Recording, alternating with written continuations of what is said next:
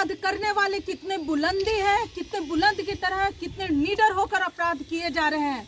हम आज इस चीज़ को इग्नोर करते हैं। हमारे प्रशासन, हमारे समाज, हमारे सरकार इस चीज़ को इग्नोर करते हैं। उसी का ये गुंडा, ये हत्यारा फायदा उठाता है और एक पे एक हत्या करते चला जाता है। हमारी बेटियों को ही हत्या क्यों होती है?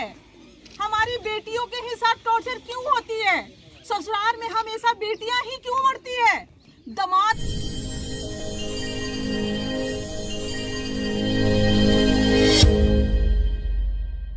हम लोग आए हुए हैं महुआ वैशाली जिले में गांव का मोहनपुर धनराज गांव में। यहाँ का एक बहुत ही आपराधिक घटना घटी है जो हम लोग को सुनकर और यहाँ देखकर हमारे मतलब रोएं खड़ी हो गई है। एक बेटी को जो लड़की का ससुराल था पटना में, पटना कुर्थौल दरियापुर, जहाँ उन लड़की को मार पीट कर ससुराल वाले सहित जितनी भी फैमिली थे उस लड़की को मार दिए, हत्या कर दिया। हत्या करने के बाद जब उन्होंने मार के ले जाने का कोशिश किया तो गांव वाले किसी तरह से देख लिए और देखने के बाद आवाज उठाया तो सारा गांव वहां जुटा और जुटने के बाद उससे सन्मुख पकड़ा गया लड़की का बॉडी के साथ।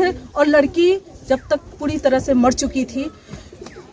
वो जब घटना घटी तो गांव वाले जब उनके लड़की के मैके में फोन किया गया कि मतलब आपकी बेटी यहाँ मर चुकी है और जल्दी आप पहुँचे, किसी तरह से नंबर निकाले। पुलिस के पास भी फ़ोन किया गया, पुलिस भी पटना का वहाँ पहुँचा।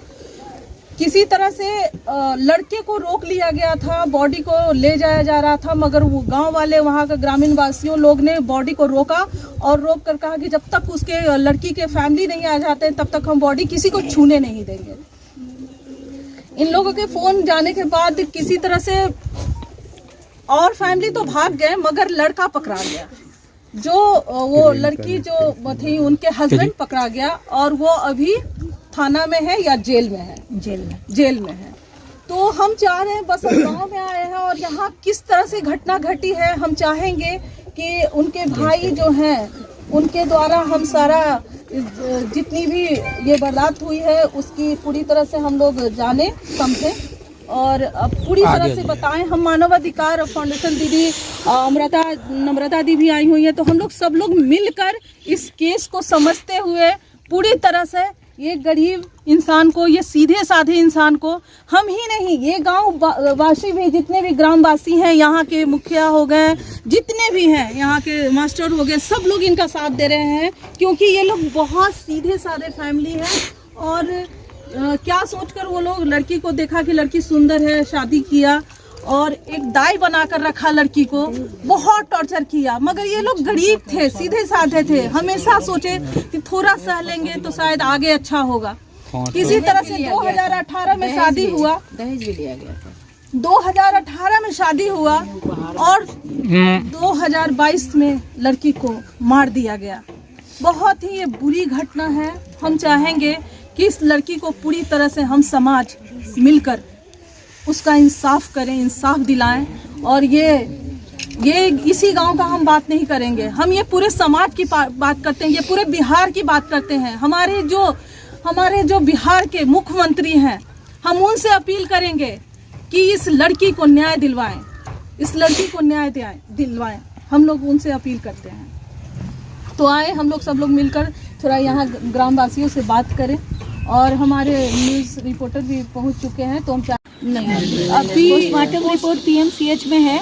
इन लोगों के, चूँकि ये लोग बहुत गरीब हैं, इन लोगों ने प्रयास किया पोस्टमार्टम के लिए, लेकिन इन लोगों को रिपोर्ट नहीं मिला है। हमें डर है कि ऐसा ना हो कि पोस्टमार्टम रिपोर्ट बदल दिया जाए, क्योंकि ये काफ़ी टाइम बिताया जा रहा है। तो इनके भाई से भी बात हुई, अभी हम लोग भी प्रयास कर रहे हैं कि किसी तरह पोस्टमार्टम रिपोर्ट मिल जाए, उसमें कोई छेड़छाड़ ना हो, क्योंकि वो लोग लगातार इस गाँव में फ़ोन कर रहे हैं। कभी मुखिया जी के यहाँ फ़ोन कर रहे हैं, कभी सरिता मैम के हस्बैंड के पास फ़ोन कर रहे हैं, कभी उसके भाई के पास। ये निशी जो थे वहाँ पे, जो सिविल इंजीनियर हैं, जो विमल प्रकाश के छोटे भाई हैं, उनके ससुर जो हैं वो बार बार इस परिवार को फोन कर रहे हैं, इस गांव में फोन कर रहे हैं और लगातार लगे हुए हैं कंप्रोमाइज कराने के लिए केस को, और लगातार लगे हुए हैं अपने दामाद को बचाने के लिए। लेकिन उनका दामाद बहुत दोषी है और उनके दामाद सबसे बड़ा दोषी है, तो उनको सजा मिलनी ही चाहिए। और उनकी बेटी भी दोषी है, वो भी उसको मारती थी, तो वो अपने बेटी और दामाद को बचाने के लिए दूसरे बेटी को उजागर,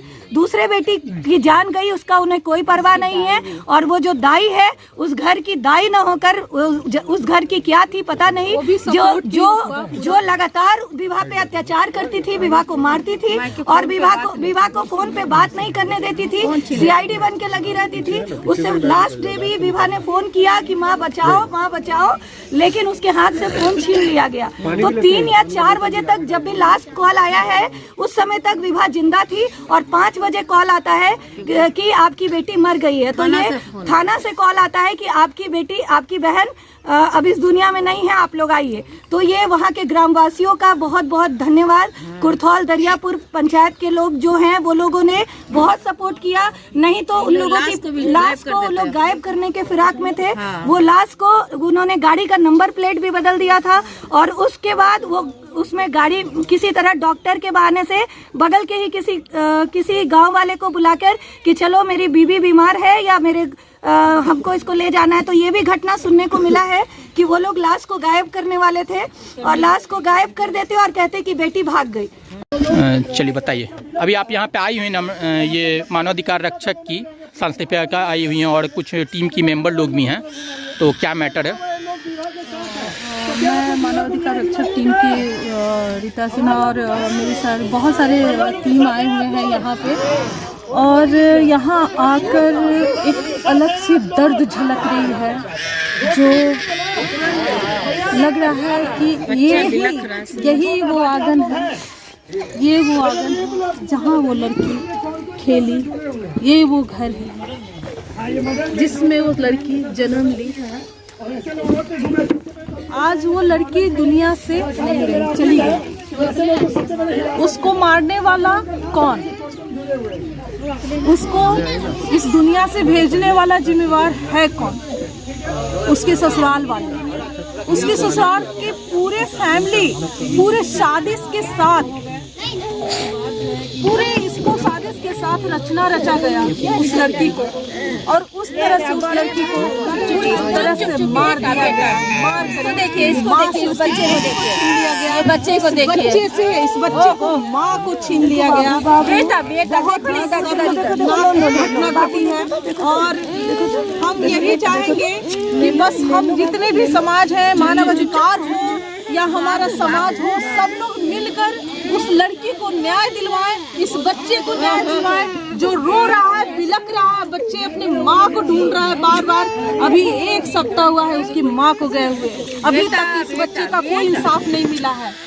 फिलहाल इस लड़की का हस्बैंड जेल में है, पूरे उसके फैमिली फरार है। फैमिली में उसके 2 ननद, देवर, उसके नंदोई, बहुत सारे लोग जो है इस घटना में शामिल हैं। सब लोग पूरी तरह से साजिश के साथ उस लड़की को गला दबाकर बहुत मारा गया, यहाँ तक कि उस लड़की का पूरा हार्ट भी टूटा हुआ था, अलग ही हो गया था। बहुत तरीके से उसके बॉडी पे बहुत सारा पैच था। पूरी कर सकते हैं, मैं उसका वो गलत उपयोग कर रहा है। हम तो कहेंगे कि उसको सबसे पहले उसकी वर्दी को छीन लिया जाए। कम से कम सपोर्ट करें और जल्द से जल्द उनको पकड़ें, जो लोग भागे हुए हैं लोग हैं उनको पकड़ करके जेल में डालें। हम लोग यही न्याय की गुहार लगा रहे हैं। और ये गुहार यही तक नहीं है, ये गुहार जब तक ये बेटी को जो चली गई इस दुनिया से, जब तक उस माँ को, जब तक इस बच्चे को न्याय नहीं मिलेगा, ये मानवाधिकार रक्षक धरना देगा।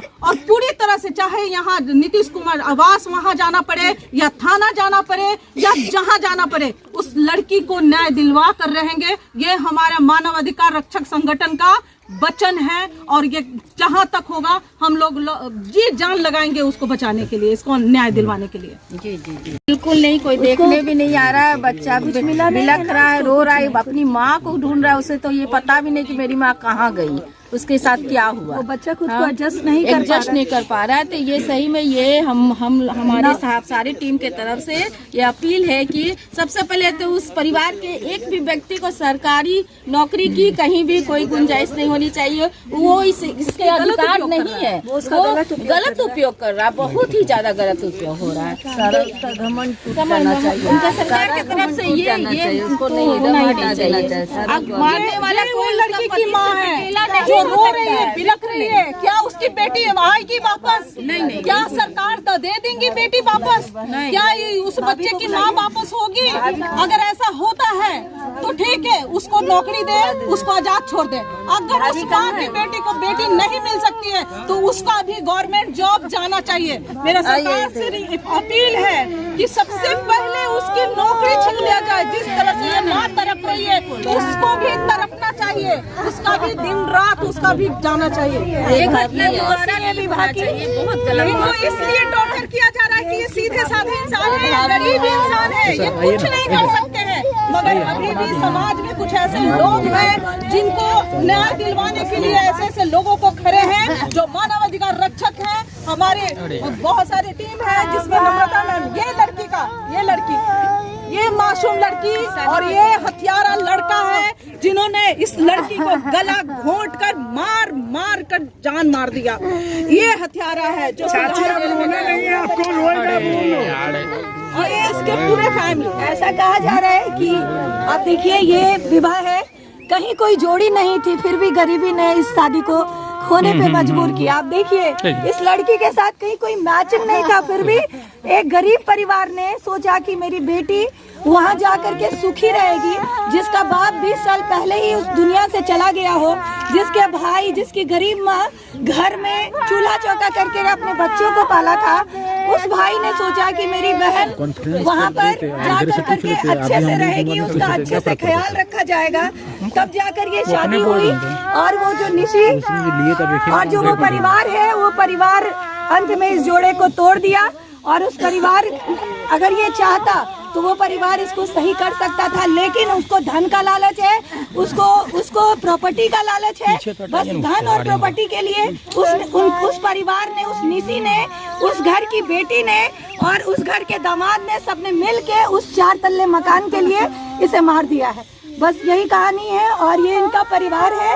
आप देखिए माँ है, ये भाभी है, ये मौसी है, सभी ने बड़े दुआ देकर उस बेटी को इस घर से भेजा था। जैसा कि अभी आप देख भी रहे हैं कि हमारे बीच डॉक्टर नम्रता मैम है जो दीदी जी फाउंडेशन के ओनर हैं, और हम उनसे जानेंगे कि आखिर में वो चाहती क्या है। और मैम 2 शब्द आप बताएं। और पटना से इतना दूर चल कर आई हैं तो ये बहुत बड़ी बात है कि इनके अंदर कहीं ना कहीं पूरा इंसानियत कूट कूट के भरा हुआ है। और जो हुआ है बच्चे के साथ, जैसा कि आप देख भी रहे होंगे, छोटा बच्चा अभी तो इसका जीवन स्टार्ट भी नहीं हुआ है और लोग इतना घटिया काम करके अभी भी रोड पे घूम रहे हैं। तो आइए मैं पहले मैम से जानूंगा कि मैम आप क्या चाहती हैं? आज समाज के बीच हूँ। मैं ये चाहती हूँ कि गुनहगार को सजा मिले। मैं ये चाहती हूँ कि एक गरीब घर की बेटी को न्याय मिले। मैं ये चाहती हूँ कि फिर से कोई अमीर किसी गरीब को मूर्ख नहीं बनाए। मैं ये चाहती हूँ कि माननीय मुख्यमंत्री नीतीश कुमार जी उस घर के, उस परिवार के सारे सरकारी नौकरी करने वाले लोगों को सही उसको सबक दें, उनकी नौकरी छीने और उन सबको जेल में डालें।